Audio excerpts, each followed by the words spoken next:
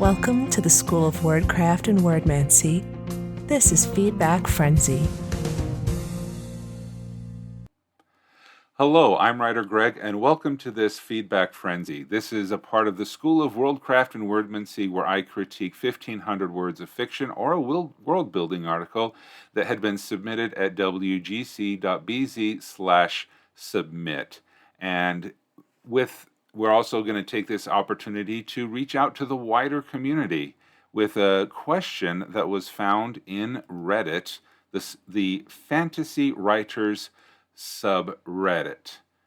So let's go ahead, and this individual, author-miglett2's, posted a while ago, how's the prologue of a book I wrote? All right, so we're going to go ahead and read this prologue and provide some feedback and go from there. At absolute zero, all motion came to a standstill. It was obvious that a lower temperature was not feasible because there was no velocity smaller than zero and no energy content less than nothing. At absolute zero, the silencing properties of snow ceased as a black hand, clawed by veins of cold permafrost circulating around his left forearm, burst forth from the depths of the white powder, digging 5 fingernails into the thick ice. No matter how hard he tried to scratch and fight his way out, the cold always dragged him back in, and he felt the freezing slosh of water attacking his bare feet and trying to seep into his dark brown skin. He had awoken from his stasis, but where in the world was he? He managed to poke his head out of the hole, attempting to gasp for air, when he quickly realized he didn't need it. Cairo smelled the cold, and then realized that there was an absence of all odors. Wondering if it was because his airways were not functioning properly. He could feel his lungs freezing, or if it was that in this degree of cold no molecules could permeate the air. He tried to call for help, but the words abruptly got jammed inside his burning throat. The cold shocked him, although he couldn't feel it as his body bobbed inside and out of the water.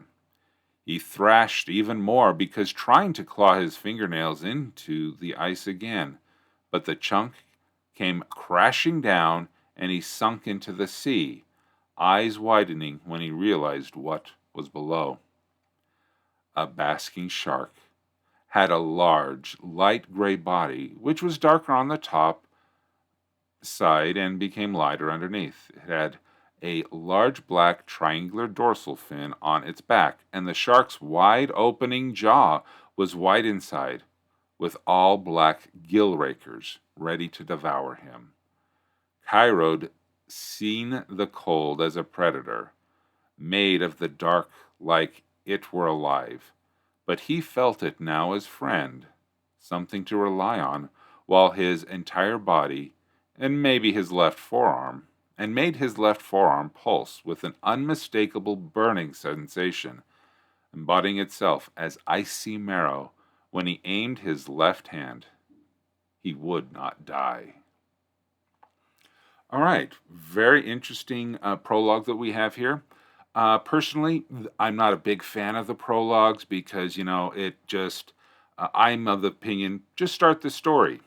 You got me very interested in Cairo, of who he is, what he's doing, why he's in this situation. And if this is just the prologue and you're just going to drop Cairo as a character, I'm going, hey, you made a promise to me. You promised me you were going to tell me the story of Cairo.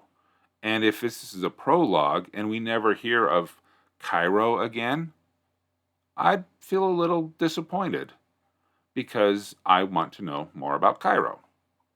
All right, so let's talk a little bit more about the content of the story as if it were the chapter 1 of a story. The first paragraph. At absolute zero, all motion came to a standstill. It was obvious that a lower temperature was not feasible because there was no velocity smaller than zero and no energy content less than nothing. Okay. This is, I think, an okay definition of what absolute zero is. You're giving here more of a scientific sci-fi vibe than fantasy because you're starting with a very scientific definition. And since this is the fantasy writer subreddit, I'd wonder if this is establishing the correct tone for your fantasy that you are writing. So I'm a little worried about the tone. If you want to go for a very scientific fantasy, great. Then you're setting the right tone. If not, I'm a little concerned about it. Then let's go to what is the job of the first sentence?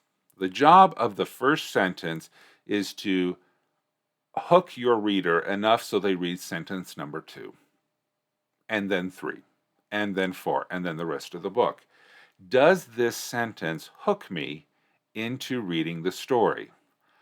Unfortunately, it really doesn't. It provided to me a definition of absolute zero. I was expecting a fantasy story, and I received a definition of a scientific term.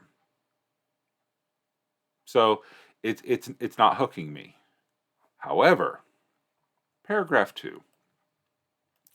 At absolute zero, the silencing properties of snow ceased as a black hand clawed by veins of cold permafrost circulating around his left forearm burst forth from the depth of the white powder, digging 5 fingernails into the thick ice.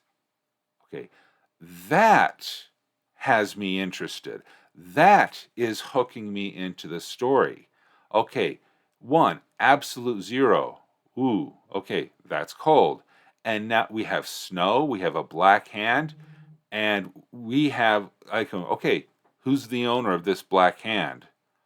Why are they bursting forth from the depths of white powder? They're digging their 5 fingernails into the thick ice. So I'm starting to have questions. I'm starting to be involved in the story. I'm curious about who's the owner of this hand and what are they doing. Okay? No matter how hard he tried to scratch and fight his way out, the cold always dragged him back in, and he felt the freezing slosh of water attacking his bare feet. Okay, let's stop right there. You've already established twice in this story that this is absolute zero. There is no water at absolute zero. I'm not a scientist, and I don't know really how this would work, but at absolute zero, the fact that you established at the beginning of this prologue, there's no lower temperature, there's no energy, there's no velocity. Ice freezes at 0 Fahrenheit or 0 Celsius, 32 degrees Fahrenheit. I'm not sure what absolute zero is in the Fahrenheit Celsius scale, but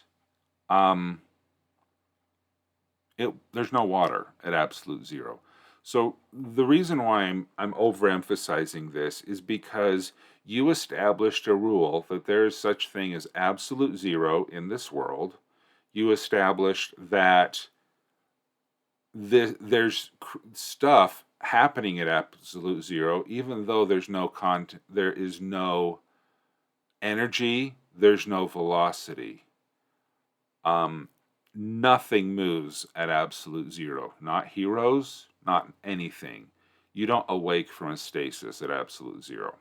So first of all, I'm really confused at this thing is how is this person even able to move, let alone move through water when the temperature is absolute zero. Okay. Now I did like the the descriptions of him trying to get out of the water. So it could be very cold and he's trying to get out of the water, but for water to exist, it has to be 1 degree uh, Celsius or higher, or it needs to have a high salinity of salt content that allows it to be at a slightly lower temperature. I'm not sure of what the water temperature is at the North or South Pole in the regions round where it still glaciers touch it. You may want to do a research on that, but right now, the conflict between scientific fact and what you're describing is making it a challenge for me to believe the story and to get hooked. Okay. You did a good job with Cairo um, getting into the, struggling with this cold, even though it was an absolute zero. Um,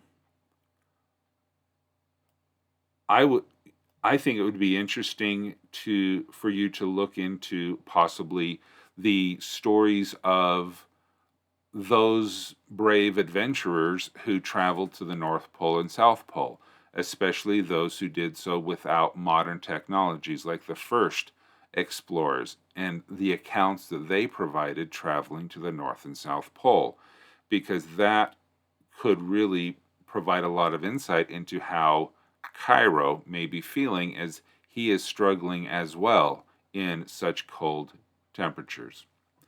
Now, I like that uh, Cairo had seen the cold as a predator.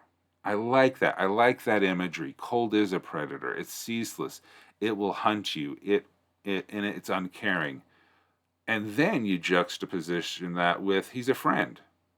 The cold is now a friend. And that is interesting. Okay, cold is a friend. But then you go into the pulse, unmistakable burning sensation, embedding itself and then he aimed his left hand. Okay, those are some very specific choice of words. He aimed his. So I'm thinking of Iron Man putting out his hand, aiming. He would not die. Okay, good short sentence to end this paragraph. But I'm a little bit confused because he's fallen into the water. He sees this large shark, and then he raises his hand to aim it. Okay, slight cliffhanger. I like it. It says, okay, now what happens next? And if this is a prologue, and I don't know, find out what's happened, did Cairo get eaten by the shark? If I don't find that out, I'm not going to like it. Okay. So anyway, so I like that the fact that you have some tension here. Okay, if we think about the scene sequel method, in a good scene we have a goal, conflict, and disaster. Does Cairo have a goal? Yeah, he wants to live. He wants to get out of the water. He's crawling his way up onto the ice. That's good. Is there conflict? Yes, the cold is preventing him from doing so. He falls into the water, and but the chunk came crashing down and he sunk into the sea. All right, so now there's conflict. He's struggling. It's man versus nature. I like that conflict that you're describing here. The third thing is a disaster. Do you have a disaster at the end of this scene? Very much so. He fell into the water, and there's a shark coming to eat him. Okay, so as far as the scene sequel method, you did a really good job with establishing the character who has the goal, filling it with conflict, and then having a good disaster at the end to hook us to go to the next scene or sequel. Okay, so let's talk a little bit about the writing itself. Sometimes there were some over descriptions and some under descriptions throughout this section. For example, it appears to me that this is a third person limited past tense passage. So because Cairo smelled, he tried, the cold shocked. So we have a past tense and it's third person. We're telling of Cairo. Now I'm not sure. So when he falls into the water, the chunk of ice has falling into the water, and then uh he sees this basking shark, okay, with a light gray body, the darker on the top and lighter underneath. Okay, so if Cairo is falling in the water and he's sinking towards a shark, how does he see the light underneath? Okay, I can understand why he'd see the dorsal fin and that he'd see the opening jaw, but how does he know the belly, the color of the belly of the shark? Okay, unless he's familiar with these. Um, Not particular information, and depending on the limited point of view that Cairo has, does he really know what the color of the underneath of the shark is? And we know what you can assume. I believe that you could assume that if you call something a shark, people have seen Jaws, people have seen Shark Week, people have seen that, so they know that there's a dorsal fin. They may not know the name of it, but they know there's a dorsal fin on the back of the shark. You know, sharks have a lot of teeth. I have no idea what a raker is. So, is that teeth? I don't know. I don't know what a raker is. But I think that you don't need to overly describe. You could just say that he has the um, you know, the dorsal fin. Maybe it's fine. But I'm just saying, be careful on over describing something because it is. We know what a shark is. So, uh, I am a fan of shorter sentences and shorter paragraphs. I think that you did a good job here, keeping every topic here within its own paragraph. We have the definition of absolute zero. We have the black hand coming out. We have him struggling. Then he had the smell. Then he tried to help. Uh, called for help, then the shark, and then his thoughts about cold as a predator. So I think he did a really good job separating the paragraphs into content. I would go ahead and go through the paragraphs individually and make sure that the sentences have one idea per sentence. Tip top is a way to separate your paragraphs: time, place, topic, person. Tip top. But I would also go one step further to make sure that you have one idea per sentence. For example, this paragraph here has only one sentence in it. I'm not a fan of one sentence paragraphs unless it's in dialogue. Okay, at absolute zero, the silencing property of snows ceased as a black hand clawed by burst forth. Okay, so the challenge that we have here is that you have the clawed by the permafrost circling around his left foot. You have this descriptive clause here that is interrupting the action of the paragraph. So absolute zero, the silencing properties of snow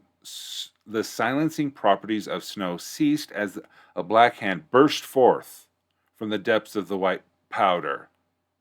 Period. And then you can take this descriptive sentence, like 5 fingernails dug into the thick ice with veins of cold permafrost circling around his left forearm.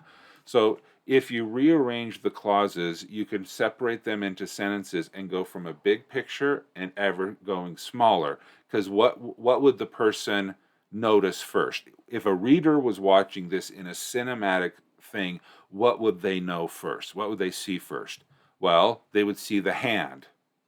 Okay, then they would see the hand trying to claw down. Then they would notice the details around the hand. All right, it is hard. It is hard to notice the veins of a cold hand and the permafrost circulating around the arm before they notice what the hand is doing. Okay, so by thinking about how the reader will look at the paragraph, absorb the paragraph, if you give too much tiny detail before the larger detail, then it provides a challenge to the reader to visualize the scene correctly. So if you go through each of these paragraphs, making sure that you have the sentences in the correct order, make sure that the sentences are smaller so that they aren't too long. For example, this next sentence, all right, a little over 2 lines. For me, that's a long sentence. But like, no matter how hard he tried to scratch and fight his way out, the cold always dragged him back in. Period. Okay. Then the freezing slosh of water attacked, not attacking. Again, we're in past tense. The freezing slosh of water attacked his bare feet and tried to seep into his dark brown skin. Okay, keep it punchier, keep it more focused on the actions at hand. Well, hopefully this feedback was helpful. And that it made sense. Yeah, but all in all, I think you have a good prologue here. I think that the challenge, the conflict, and this, what's happening to Cairo is interesting enough to have me keep reading. Let me go to my summary here. Let me delete that. Okay, so the things that were awesome. Okay, the things that were awesome in this article. The awesome thing is, you had Cairo and the struggle and the conflict. I think those were awesome elements of your story. Things that were boring. The definitions of absolute zero. Okay, it really set the tone to something different than I thought I was getting when I was going to read some fantasy. It made a very scientific tone. It really doesn't make sense, because if it was truly absolute zero, nothing would be happening. And again, having water at 0 degrees Kelvin. I think Kelvin is absolute. 0 degrees Kelvin, I think, is absolute zero. So that, again, I'm a little bit confused on the setting, how water can delete. Would I delete anything? I delete the absolute zero. 0 degrees Kelvin. I would delete the concept of that. You could just say it's extremely cold. The depths of hell. It's super cold. Or wherever it may be. The bringing that scientific principle in is making it a little confusing. Would I expand? What I would expand upon is don't be a prologue. I think this is really interesting. I think you got a good story here, and I don't think that it needs to be a prologue. It could be more. Again, you provided a short snippet. There may be more coming on, so that's cool. I'd like to know, but I guess so, as far as expansion, I'd like to see the story continue. Okay?